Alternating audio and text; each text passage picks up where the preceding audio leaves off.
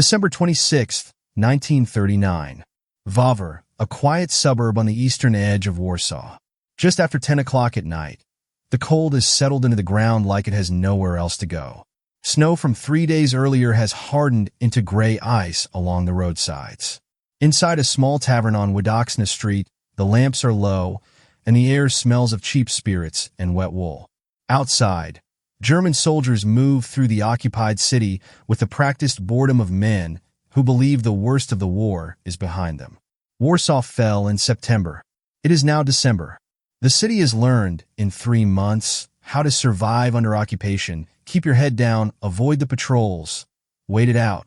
Nobody in Wawer that night believes anything unusual is coming. This is not a partisan stronghold.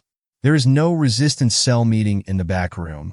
It is an ordinary Tuesday in an ordinary suburb, and the people asleep in their beds a few streets away have no idea that within 12 hours, many of them will not be alive. 2 men are drinking in that tavern. Marian Prazula and Stanislav Debek, both petty criminals, both wanted for offenses that have nothing to do with politics or resistance. They are thieves, not soldiers, not partisans, not anyone connected to any underground movement. When a German patrol orders them to leave, they refuse. Words are exchanged. Then gunfire. 2 German non-commissioned officers from a construction battalion are shot dead on the tavern floor. Prazula and Debek flee into the dark, out through the back of the building and into the frozen fields beyond Wawer Street. And within minutes they are gone, swallowed by the same darkness that will, before morning, swallow so many others who had nothing to do with them. It is a bar fight that ends in 2 funerals. Nothing more. And under any ordinary rule of law, in any ordinary war, that would be the end of it. 2 men wanted for murder, a manhunt, an arrest, perhaps a trial with evidence and witnesses and a judge who had actually seen the tavern floor. The people of Wawer understand this instinctively. Crime happens. Criminals are caught. That is how it is supposed to work, even under occupation, even with soldiers patrolling streets that used to belong only to the people who lived on them. What the residents of Wawer do not yet understand is that the German administration occupying Warsaw has, in these first months after the invasion, already begun treating the civilian population itself as a kind of standing hostage, collectively answerable for acts committed by individuals, regardless of whether those individuals are ever identified. This is not law. It is not policy that existed before the invasion. It is being invented night by night in exactly moments like this one. But this is not going to be treated as an ordinary crime. And the people of Wawer do not yet know that the man who will decide what happens next has already made up his mind. Lieutenant Colonel Max Daume, 48, acting commander of the German Ordnungspolizei in occupied Warsaw, receives word of the shooting within the hour. Daume is not a soldier improvising in the fog of battle. He commands an entire regiment of order police, responsible for exactly this kind of incident, criminal violence in an occupied city. He knows within minutes that the men responsible are 2 named individuals already fleeing, already identifiable. Local residents come forward that same night and offer to help identify and locate the actual killers. They know the men. They know where they might run. Daume refuses the offer. This is the moral hinge the entire night turns on. Wawer and the neighboring village of Annan are, at this moment, protected by the plainest principle of law that exists in any occupied territory, under any flag, in any century, that only the guilty answer for a crime. The men, women, and families asleep in their homes that night are protected by nothing more complicated than their own innocence. They did not fire a gun. They did not know Prazula or Debek. Many of them have never left their own street. Under any standard of justice, this fact alone should place them entirely beyond consequence. Instead, Daume gives an order: arrest every male between the ages of 16 and 70 found in Wawer and Annan. Not suspects, not witnesses. Every man who can be found in those 2 villages, regardless of what he did or didn't do that night. By midnight, the German 31st Order Police Regiment moves through both villages in force. Doors are broken in. Men are pulled from their beds in nightclothes, given no time to dress. No explanation offered beyond shouted orders in a language many of them barely understand. A carpenter, roused from sleep beside his wife, is shoved into the street, still holding one boot. A parish sexton, 61 years old, is dragged from the rectory where he has lived his whole adult life. A 17-year-old delivery boy, too young to have been anywhere near the tavern that night, is pulled from his family's kitchen while his mother screams from the doorway. An elderly schoolteacher, well past the age anyone would expect to see in a police roundup, is marched out barefoot into the snow because there was no time, the soldiers said, for shoes. None of them are told what they are accused of. None of them are asked whether they know Prasula or Daybeck. That question is never asked of anyone, in any house, on any street, the entire night. The soldiers move with a checklist, not a purpose. Age 16 to 70, male, found within the boundary of Wawer or Annan. That is the entire standard. A young mechanic hides briefly in a woodshed and is found within minutes. A widower who lives alone, the only man in his household, is taken with no one left behind to even report that he is gone. By midnight, the streets of both villages are lined with weeping wives and mothers, held back at rifle point, watching their husbands and sons march past street lamps and into trucks. By 1 a.m, roughly 120 men have been rounded up from the two villages and marched to a public square, beaten along the way with rifle, butts by soldiers who are, by every account, entirely calm about what they are doing. This is not chaos. This is not soldiers losing control in the heat of a firefight. The men doing this know precisely what an accusation requires and precisely what these prisoners have not been given: no evidence, no witnesses, no chance to speak. They are professionals. They understand exactly what due process looks like. They have simply decided it does not apply here. At the square, a table and a single officer are set up under lantern light. This is where the appearance of a trial happens, because appearances matter to the men running it, even here. Major Friedrich Wilhelm Wenzel, commander of the two companies conducting the operation, presides. It lasts minutes, not hours. Names are read from a list compiled from nothing more than who happened to be dragged out of which house. No one testifies. No one is permitted to speak in his own defense. Of the roughly 120 men standing in the square, 114 are declared guilty of a crime none of them committed, and sentenced to death, effective immediately. The remaining 6 are told they will live. They are being kept back to dig the graves for the others.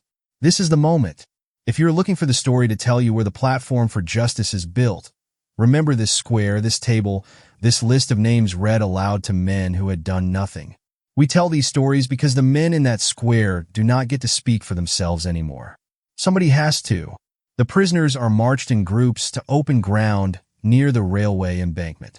There is no ceremony to what happens next, no blindfolds offered as mercy, no final words permitted. Machine guns are set up facing the assembled men, and the shooting begins in the dark, group by group, under the cold sky of December 27th. It does not take long. 107 men die where they stand or where they fall. 7 survive by lying still among the bodies until the soldiers move on, feigning death in the freezing mud until long after the guns have gone quiet. 1 man, in the confusion of the dark, manages to slip away entirely before the shooting even reaches his row. By dawn, word begins to travel. Not officially, there will be no announcement, no press release from the occupying authority. It travels the way truth always does under occupation, mouth to mouth, neighbor to neighbor, faster than any army can stop it.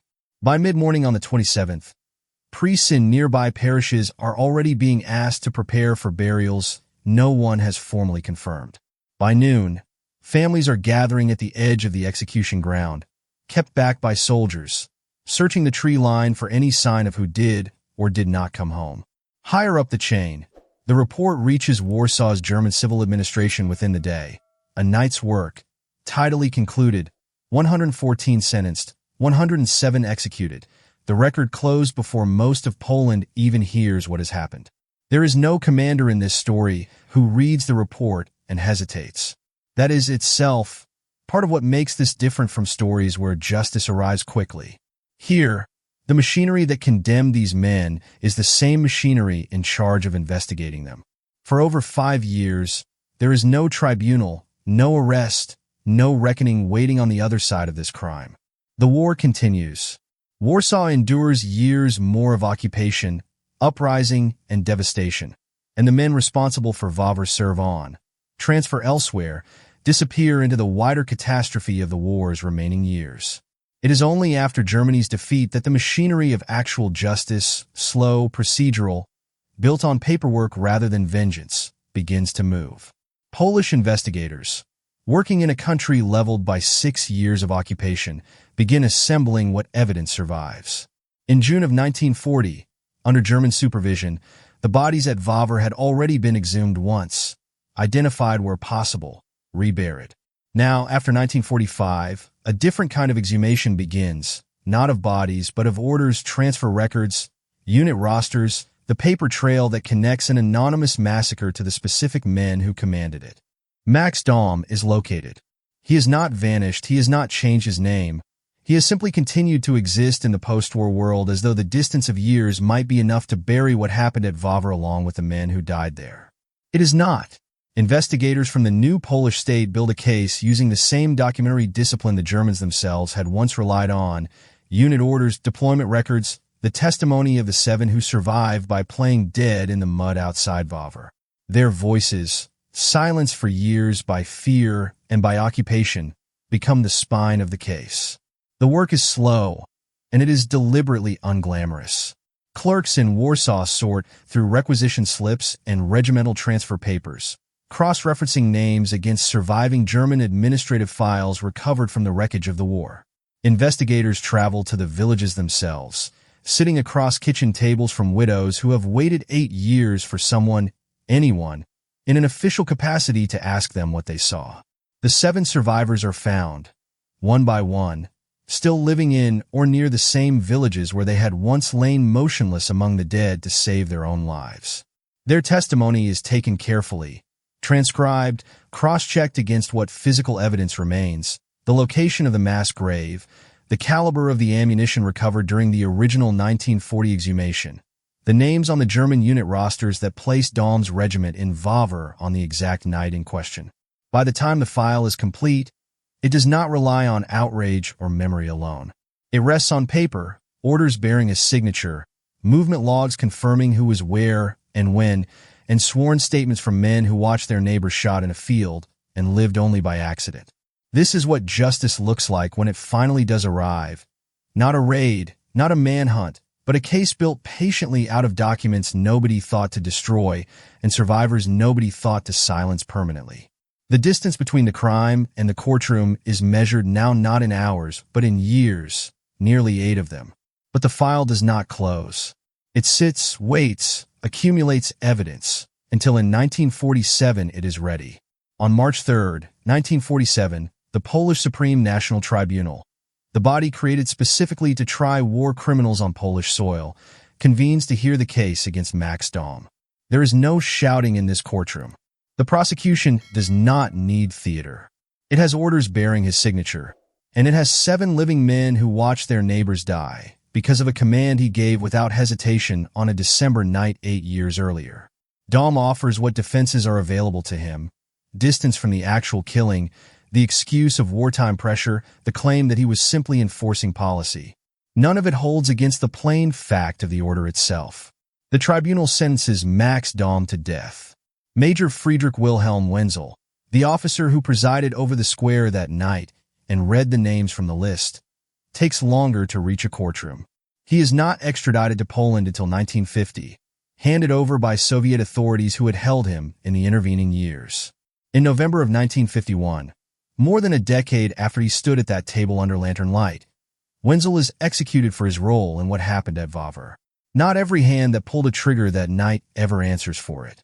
Many of the ordinary policemen who carried out the shooting are never individually identified or tried. Some die in the remaining years of the war. Some disperse into the chaos of a collapsing Reich. Some simply vanish into records too incomplete to ever build a case. This, too, is part of the honest record of what justice after Wawer actually looked like. Not total, not symmetrical, but real where it reached. Today, a monument stands at Wawer, marking the ground where 107 men were shot for a crime committed by 2 men they never met.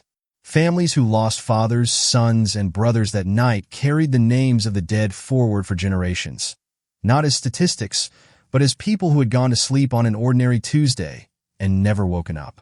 A Polish resistance youth organization would take the village's name for itself within a year of the massacre, painting a shortened symbol on Warsaw's walls that would eventually become one of the most recognized marks of the entire Polish underground. 2 letters standing in for a promise that Wawer would not be forgotten and would, in time, be avenged. The 7 who survived by lying still in the mud carried something else forward, the specific weight of having been the ones left to explain what happened to everyone else. In the years before any tribunal existed to hear them, it was survivors like these who kept the details of that night alive at all, repeating what they had seen to family members, to priests, to anyone willing to listen, long before a courtroom ever asked them to say it under oath. Without their willingness to keep telling it, there may have been no case to build it all by 1947, only a mass grave and a silence that the men responsible could have simply waited out. The men who stood in that square were carpenters, sextons, delivery boys, fathers roused from their beds in the middle of a December night for a crime that had nothing to do with them.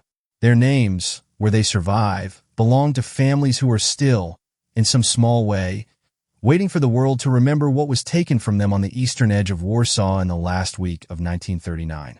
Every December, at the monument that now marks the execution ground, the names are read aloud again, not because anyone needs reminding that it happened, but because the reading itself is the only remaining act of justice that can still be performed for men who received none on the night they died.